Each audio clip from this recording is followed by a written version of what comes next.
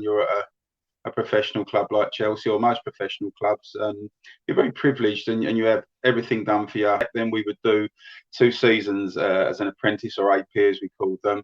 They kind of involved us a bit too much in what was going on off the pitch. Things they were telling us and kind of not threatening us, but just saying if you don't back your ideas up, you'll all be out of here. Do you fucking hear what I'm saying or not? You see me in the morning.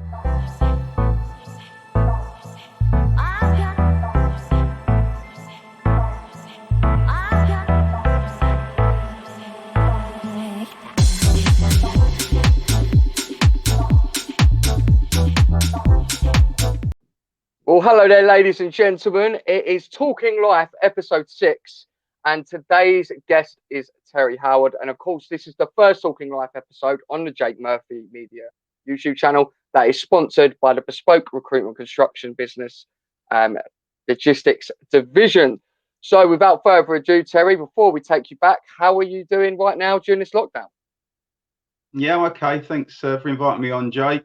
Like everyone, I'm okay, but I think like many people, we just want it to end now, and hopefully we've got we're coming to the last stretch. So please God, in a month or two, we'll have some semblance of normality coming back into our lives. And for the younger viewers that are watching this, the people kind of my age and younger, but have heard of the name of Terry Howard, but don't really know where he come from or where he played. Let's just run through some stats because it's quite impressive. So, see, Terry started off at Chelsea within the youth career side of things. Played 6 appearances for Chelsea in the first team, and that was between 1984 to 1986. He was there officially. There was 2 loan moves in the middle of that with Crystal Palace and Chester City.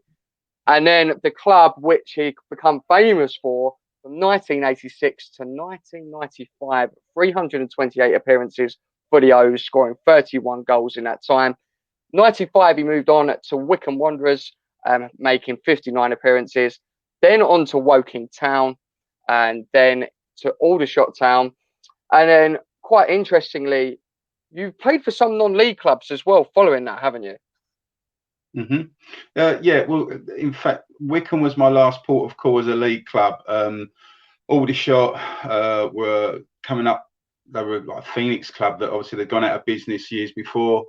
The supporters reformed the club, and they sort of done ever so well to come from what would have been something like the 8th or 9th tier of football to get themselves back into the league eventually. So I was part of that non-league part of Aldershot Town coming back up. But yeah, after Wycombe, it was all non-league. Let's just talk briefly about Great Walker Rovers, because obviously they're a non-league club but still play within step 3 of non-league.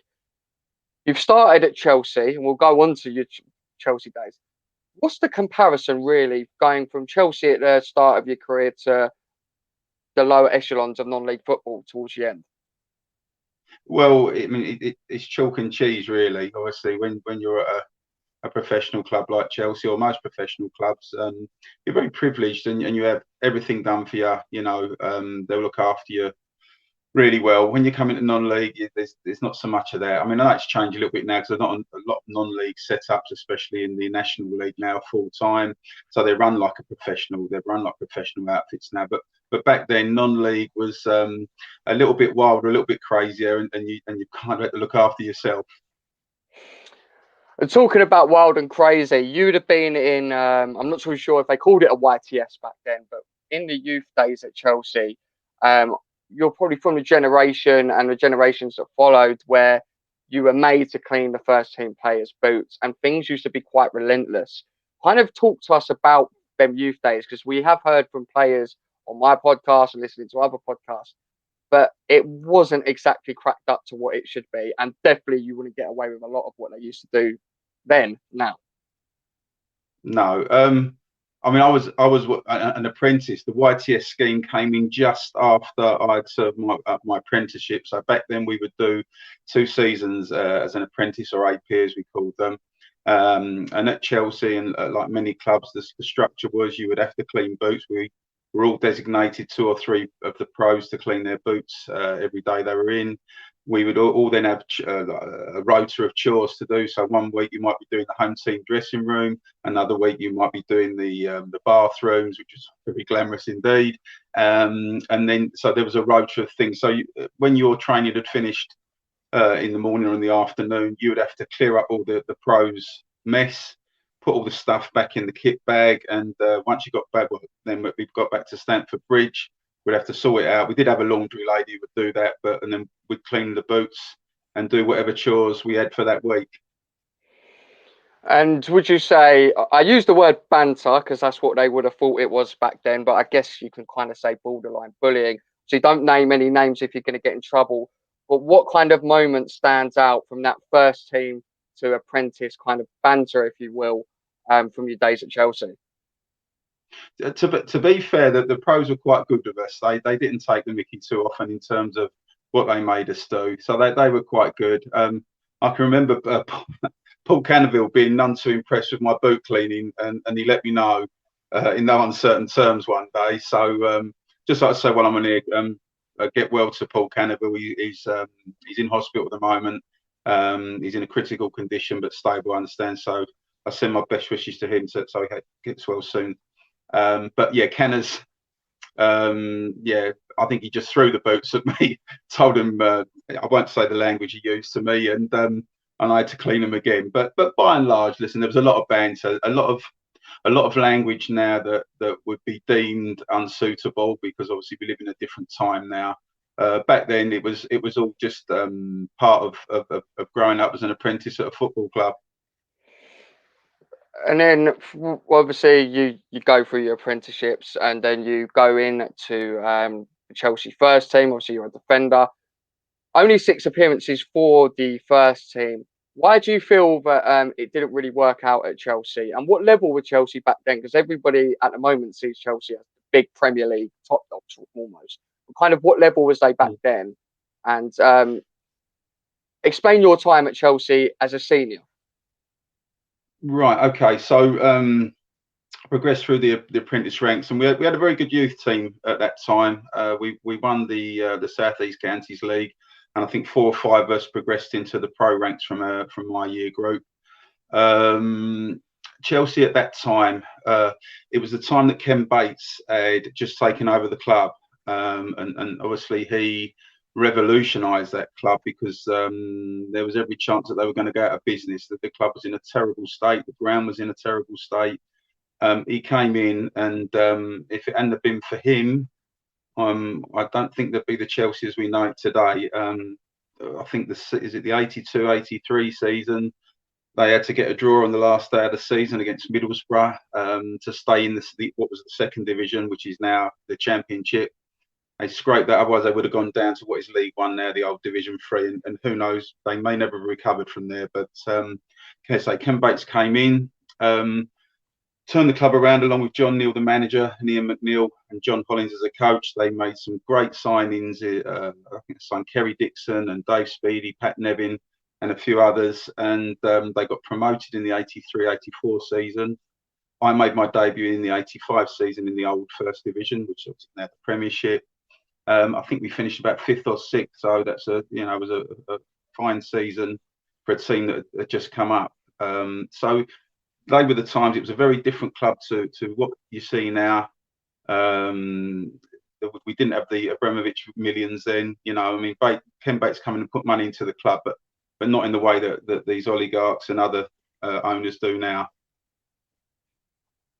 And before we move on to your loan spells at Palace and Chester, obviously you played for Chelsea, which was still an established club. They were still a well-known club, well-supported club. How Premier League football these days, we know it's a world away from what the top flight football was back then.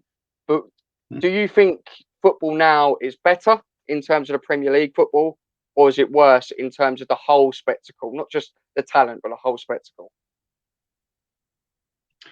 I think obviously that if you're looking at the standard of football, the standard is amazing there in the Premiership, but there are many things that have come along with it that I don't really like in terms of. I think I'll say the word. I think there's so much cheating goes on in football now, conning the ref and the like.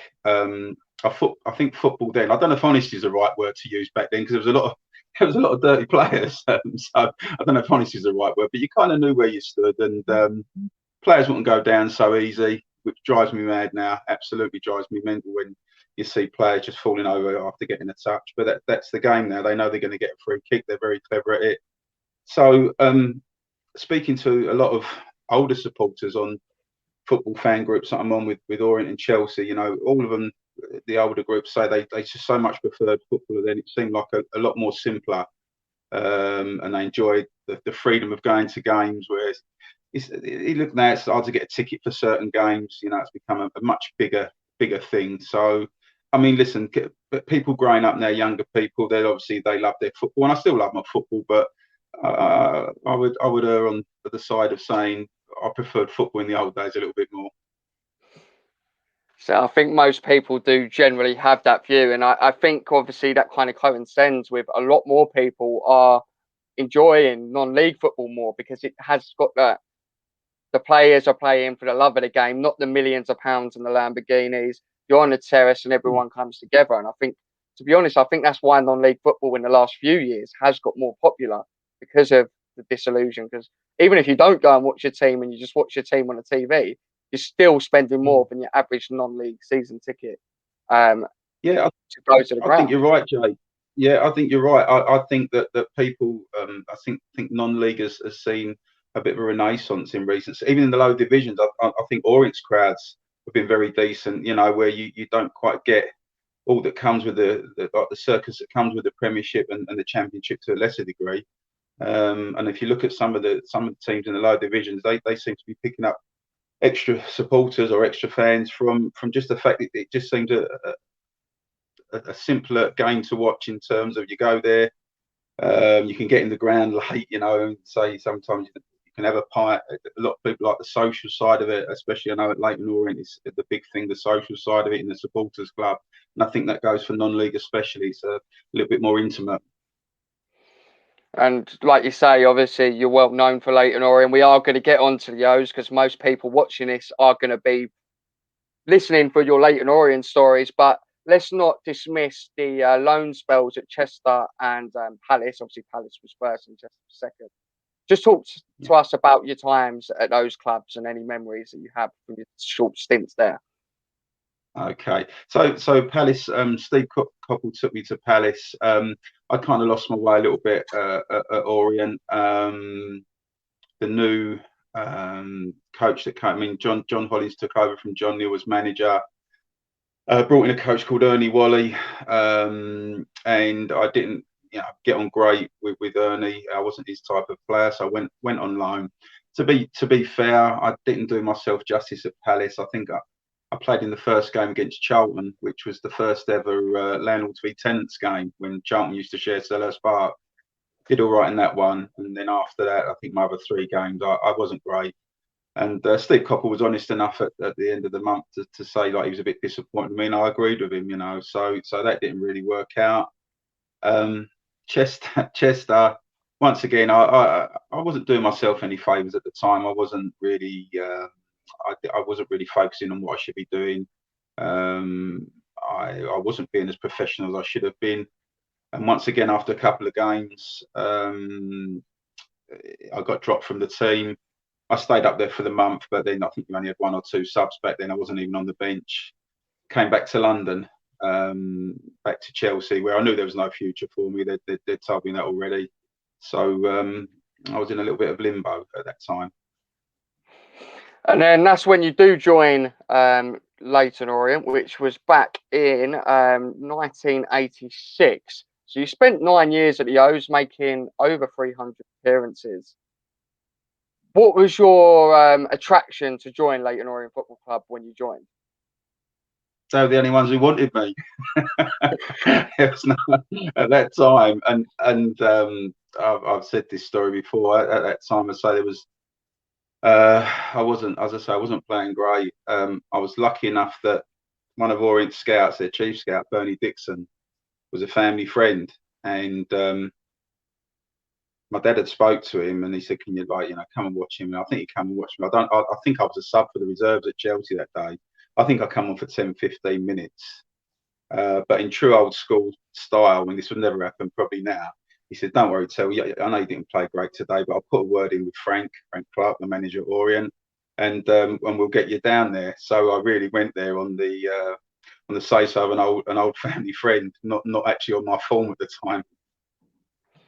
We'll talk about the season which Orient, a club for a fiver, was documented. Obviously, that's how I learned of you. That's how I learned of what Leyton Orient was back in the old days. Oh, the old days, not the old days for some of you. Some of you, obviously, it feels like yesterday.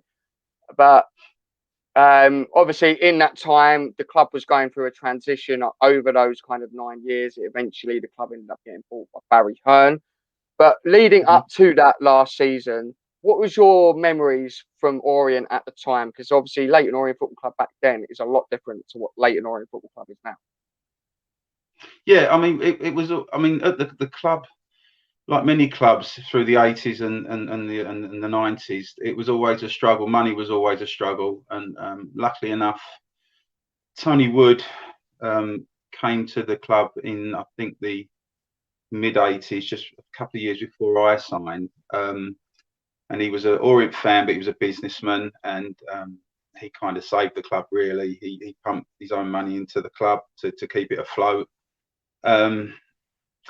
Money, like I say, many lower league clubs, non-league clubs, money's always an issue, especially back then. And when even, I mean, he was good enough to bankroll. As I say, we signed some good players in the early 90s. You know, and we didn't sign them for lots of money in terms of transfer fee, but they'd have been on, you know, decent wages for that standard. And so Tony Wood was a wonderful man. He's no longer with us, sadly.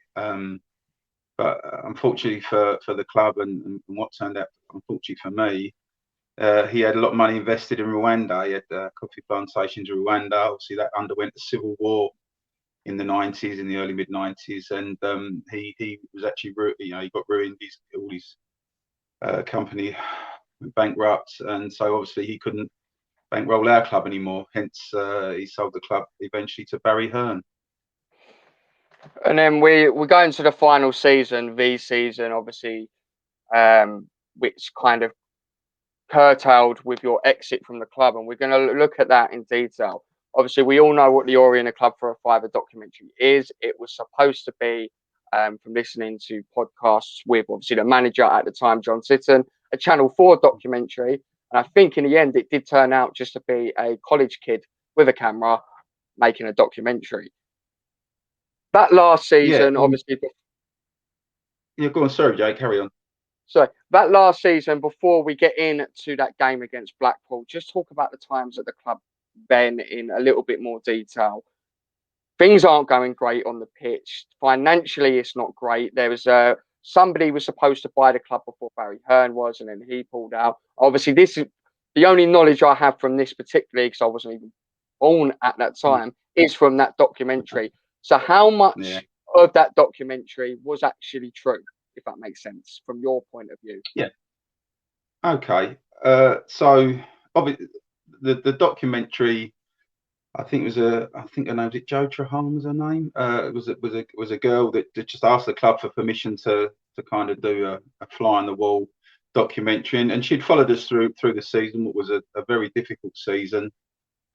Peter Eustace, the manager, had been sacked the season before, and the club asked John Sitton and Chris Turner, who were both obviously involved with the club. John was the youth team manager, and Chris was Peter's assistant at the time, if they'd take over. And I think to the end of the season, and I think it went okay, you know, to the end of that season, which had been the 93-94 season. So then 94-95 comes along, and we had to sell a few players. I mean, to say with some of the wages that the players are on, some had to be let go, so that obviously weakened the squad. It was a difficult season. We won't make no bones about it. It was a difficult job for John and Chris, because as I say, they didn't really have any money to work with. In fact, I looked at the squad though. To be fair, when I look at the squad still, we probably still had enough quality there to have kept us up. I think we still have players like Ian Bogie and Glenn Cockrell, you know, at the club. Ian Hendon was still at the club. You know, all players that played at a high level still had something to offer.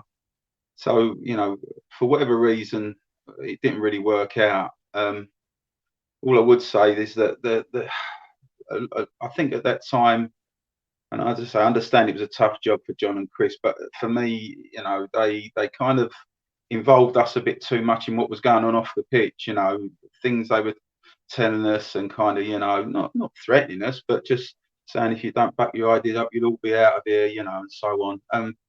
That for me wasn't the way to go about it. I think they should have, you know, just kept that side of it away and just concentrate on the football side. But as I say, it wasn't a fun club to be around for that season. There was a lot of long faces, and as I say, when you're not winning football matches, you know, and that gets through to the crowd as well. To be fair, the crowd were great. They understood the situation, so they were quite understanding. But you know, I enjoyed a very happy time at Orient. But even before that, what happened at the end of the sort of what happened to me during the season, it'd been a tough season and not enjoyable at all. Now we're going to go on to the 7th of February, 1995, half time against Blackpool, 1-0 down, and then this happens. And this video will load in a moment for you guys.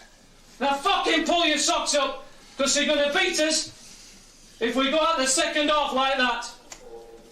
That is a fucking typical performance that we've had too often here. I ain't going to happen too much more. I ain't going to happen too much more.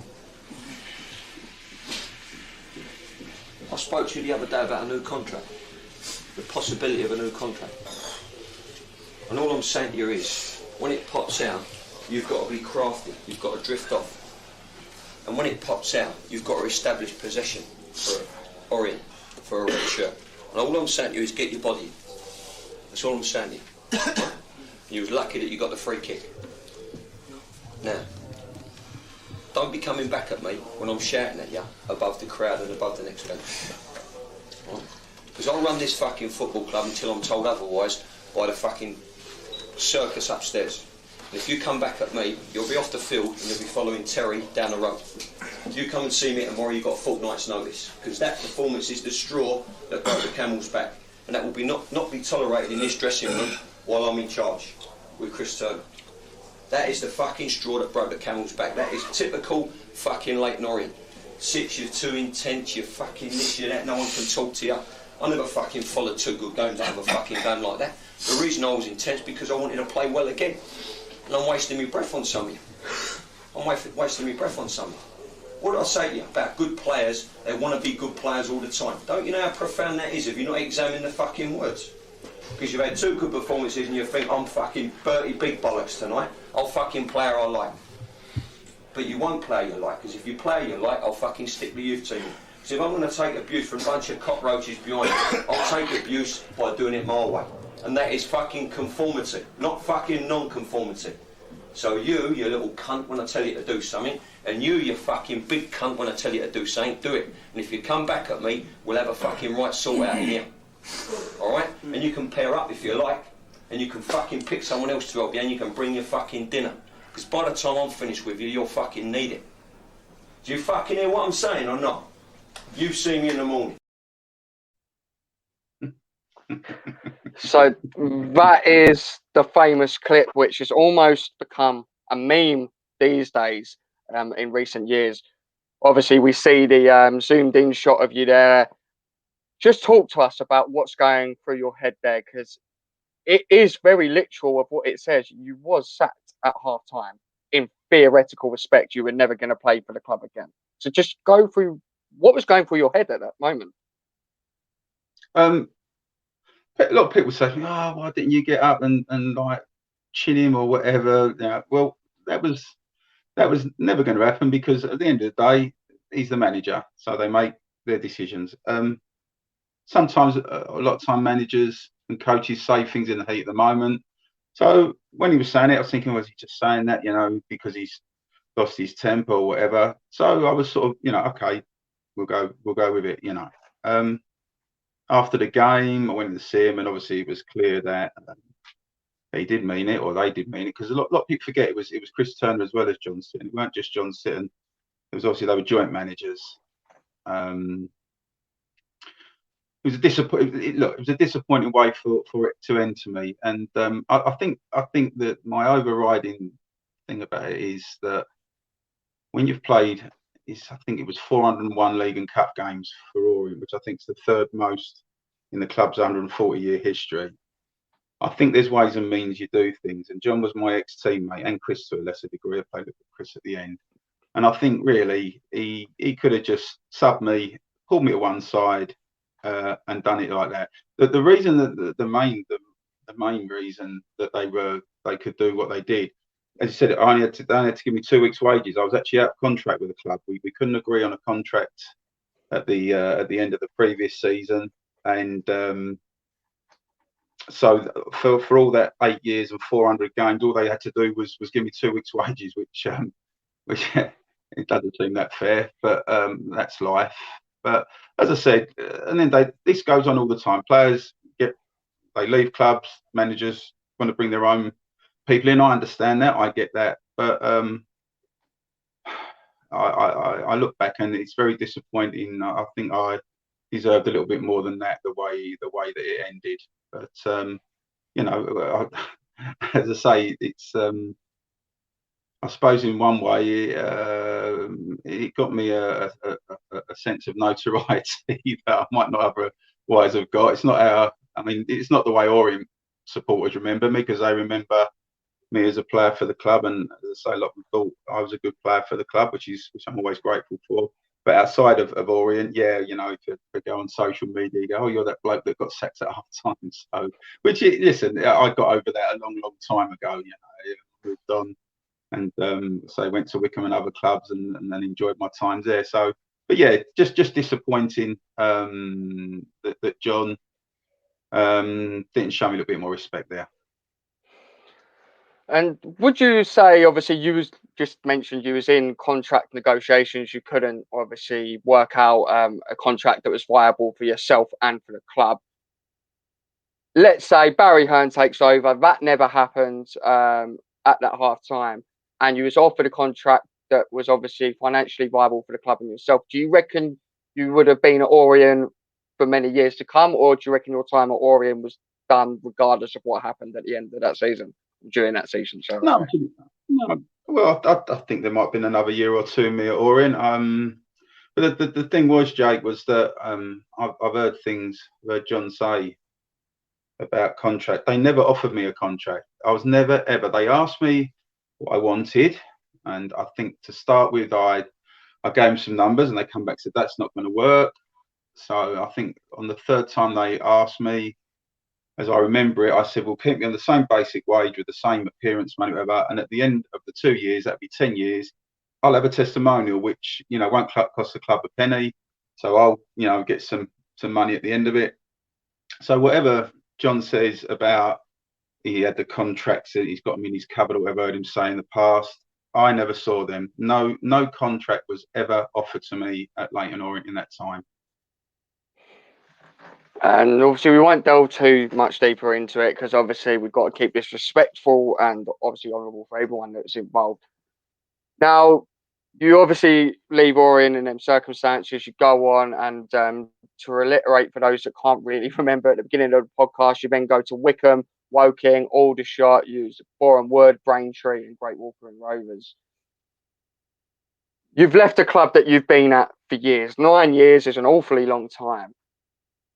How was it going from Orient to Wickham, where 9 years of your life has had to change? You're still playing the same game, but for a different club. How easy was that transition? Because I can imagine, obviously, you probably wouldn't have had to move because it's not that far away, but getting used to the new teammates, trying to be one of the boys and trying to get to be one of the popular figures that you was at the O's.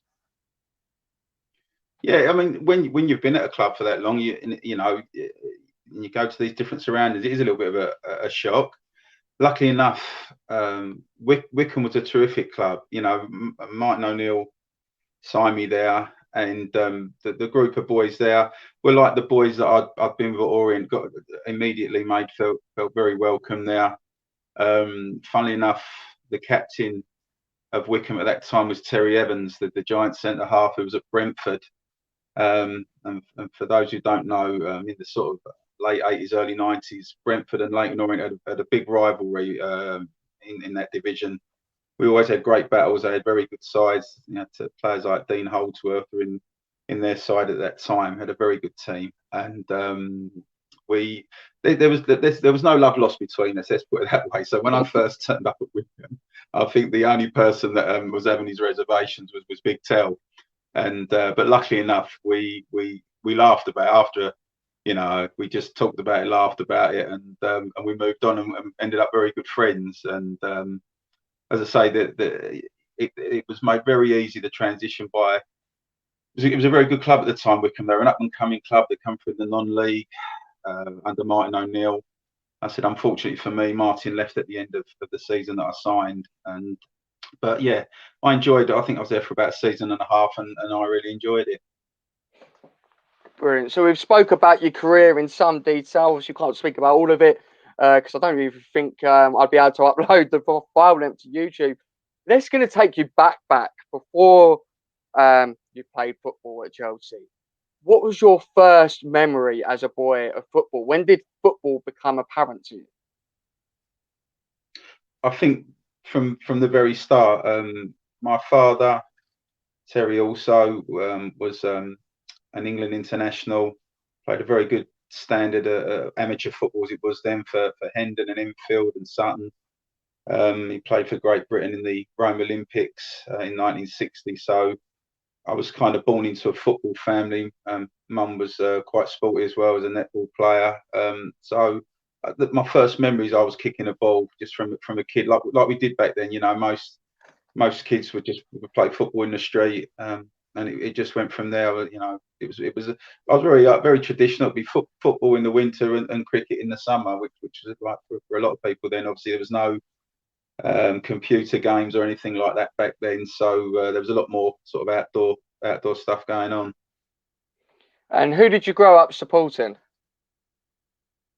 I was a Chelsea supporter, so I was very lucky to play for the club that I supported as a boy, which I'll be eternally grateful for.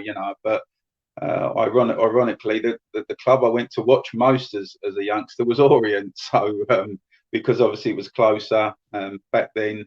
Mum and Dad were a little bit wary about me going across London. There's a lot of, obviously, we had the hooligan element back then. So I went to Leyton Orient quite a lot, or Orient as it was then. So I grew up watching people like Peter Kitchen at Orient, a little bit of Laurie Cunningham and John Chidozie. So I was very familiar with Orient before I ever went there. So you've literally played for both clubs that you kind of grew up and either supported or have had a bond for. Now, you've just mentioned a name, and I don't think I've ever interviewed anyone that would have seen him play, and I think we have to mention it. It wasn't planned, but Laurie Cunningham. Now, for me, I don't think you're ever again in history going to get a player that plays for both Leyton Orient and Real Madrid. Yeah. I've been told that from my granddad, obviously I've never interviewed my granddad, but my granddad told me he was absolutely sensational. But what's your memories about Laurie Cunningham? Yeah, well, so I saw him once or twice at Orient, and he was just like you knew immediately he wasn't going to be playing at that level very long. But although I say that we're in I think they're in the second tier then in division, the old Division 2, which is the Championship now. But you could see that he was destined for bigger and better things. I think he had a couple of. I don't think he played lots and lots of games for it. I think he played something in the region of 100 odd games. But yeah, I think he went to West Brom from Orient and linked up with another legend, Cyril Regis, who I was lucky enough to play for a season at Wycombe. And West Brom had a terrific team at the time. And once again, in the Premiership, the old Division 1. You could see that he was one of the stars, a young star, and when Real Madrid come calling, you don't say no. So, yeah, I don't think you'll ever see a player that plays for Leyton Orient and Real Madrid again, not in the foreseeable future, anyway. And I guess these are just going to be some quick fire questions as we get towards the end of the podcast. Who was your childhood hero growing up in terms of football? Who did you want to be? Ray Wilkins, or Butch Wilkins as he was known then, people kind of remember him as playing a little bit negative and sort of sideways football. He wasn't like that at all in his early days. At Chelsea, he was like a buccaneering midfield player, scored goals. He was like this good-looking young fella, and like and he was like my hero there. Chelsea had a very young side in 1976, 77. Their great team had broken up. The one that would have had Osgood in it and Charlie Cook, and this was like the new young players coming through. And so I sort of resonated with obviously the youngsters. There was 18 and 19-year-olds all across the team then, and it was a great time to support Chelsea, like, because as I say, they were this young up and coming young team, and Ray Wilkins was the leader. Yeah, obviously Ray, I never got a chance to see him play, but I've heard obviously he was a fantastic player. Now, I'm going to ask you a question which I ask all of my guests in terms of football guests. And it's a question where they could fall out with some people. So what I want you to name is your five-a-side team made up of players you've played with or played against, and a manager, and you can't name yourself. Okay, I wouldn't do that anyway.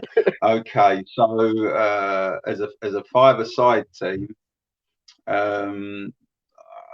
well, it would probably go back to obviously my Chelsea days, growing up and playing in the same team as the likes of the Kerry Dixon. I mean, Pat Nevin was just a phenomenal player, and in a five-a-side, he would be unbelievable to play with in there. I know that from a personal experience. We used to play against them in small-sided games, and it was just ridiculous trying to get the ball off of him. He was that good. So I would definitely have Pat Nevin in the side. I'll tell you, I'll give you one from Orient who would be in my five-a-side. That'd be Ian Bogey, who was just an unbelievable talent. Never probably quite showed his best for Orient, but he was hailed as a new Gaza when he was a young lad at Newcastle, and he had terrific feet, Ian. And as I say, don't get me wrong, he done well for Orient, but you feel like he could have done even more there. So I would definitely have those two in now. As a goalie,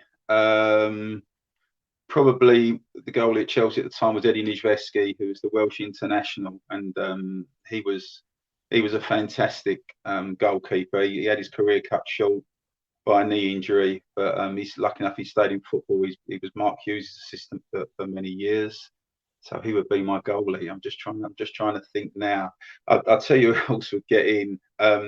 Darren Anderton. We played Portsmouth in the FA Cup for Orient, and he absolutely poor Warren Hackett that day absolutely got rings run around him. I was playing right back that day. I was having enough time with my player. It's Daryl Powell I was marking, and all I kept thinking was, please don't come over this side, because Darren Anderton was, and once again he probably didn't fulfil his potential at Tottenham because of injuries, but God, what a player he was to play against. So looking for one more, better of a defender in now. Just trying to think of whatever as a defender. Probably as a defender, I could say Mickey Droy. What a legend he was at Chelsea, the giant centre half. But I'll go with the captain was at Chelsea at that time, which was Colin Pates, who was a fantastic lad and a very good footballer. Captain Chelsea for sort of 4, 5, 6 years, going through the ranks there. So yeah, that's the five, isn't it? That's Pates, 5. Matt Nevin, Darren Anderton, Ian Bogey. Yeah. Now we just need the gaffer for it. Oh, the gaffer. Well, I would have to go with Frank Clark, because he managed me. I mean, I could have Martin O'Neill, because obviously he was amazing to play for, such a motivator. But Frank probably oversaw the best period of my career, in from sort of 88 through to probably 92, 93. So yeah, Frank Clark would be the manager. A very good man, Frank, and a very good manager for us. Now, the last two questions are going to kind of tie into one. You're obviously now retired. You don't play football anymore. So kind of roll these two into one. First of all, when you retired from football, how difficult was that? Because I know some players, they may not necessarily miss actually going out there and playing, but the routine. And secondly, what does Terry Howard do now? Okay, so when I first come out of football, I think it wasn't too difficult for me at the time, because I was 37 and I just needed a break from football. I mean, some players need to be in football and others need to move away. And at that time, I'd had enough of football in the short term, because I've been on the non-league circuit for 7 years and I enjoyed that. You know, it was a fun time, but you know, I wasn't. I think to be in football, you have to either be earning a lot of money or in any job, or have that bit of fire in your belly to carry on with it. And I'd lost that little bit of fire in my belly. Just wanted to maybe move on to different things. I didn't know what, you know, as I say, that's all I'd ever known was football. So I didn't really know what the future held. But I remember at the time, I didn't miss it for some time. I look back now, and of course, I'd love to still be involved with football now. You know, but I think that ship has sailed. But I ended up, Dad had a business at Billingsgate Fish Market, and I went along there in, would have been 97, 96, after I left Wickham, and with the proviso, yeah, I'll just come down and help you out for a few weeks. And here we are, 24, 25 years later, I'm still there. I sell ice at Billingsgate, and although the hours are a little bit tough, getting up at sort of 2:30, 3 o'clock in the morning. We finish fairly early, but that can be a bit of a bind, especially in the winter with the weather as it's been recently. But the thing about the market is it's the same kind of environment as football, with the banter, all the lads there. And I know, speaking to a lot of ex-footballers, that's the thing they miss. They miss that day-to-day banter of the dressing room. And kind of, I'm lucky in that sense that when I go to the fish market, we've got lads who are similar in their character, and so we have a laugh. So I still get that day-to-day little bit of fun at work. Oh, that's fantastic, Terry. But so first of all, thank you so much for giving me some of your time today for coming on the podcast. And secondly, to everyone that's watched this, please like, share, and subscribe. Thank you as always for watching. Thank you to the Bespoke Recruitment Construction logistics division for sponsoring this. Obviously, I work there as well, but thank you for sponsoring this podcast. Other than that, take care, stay safe, and I hope to see you all at a football ground soon. Thanks for watching. Please like, share, and subscribe. Until next time, goodbye.